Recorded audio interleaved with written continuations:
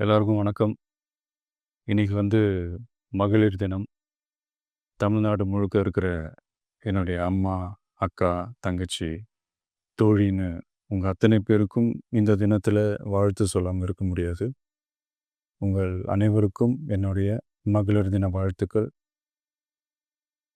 சந்தோஷம் தானே! பாதுகாப்பா இருந்தா தானே சந்தோஷத்த உணர முடியும்.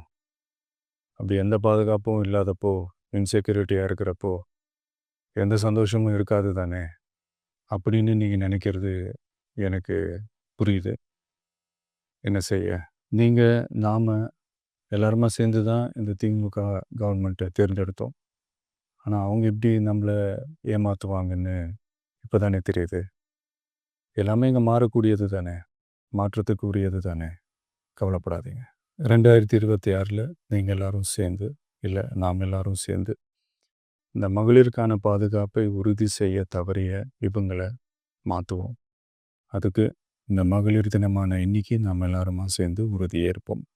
ஒன்று மட்டும் சொல்கிறேன், எல்லா சூழ்நிலையிலும் உங்களுடைய ஒரு மகனா, அண்ணனா, தம்பியா, தோழனா உங்களோட நான் நிற்பேன்.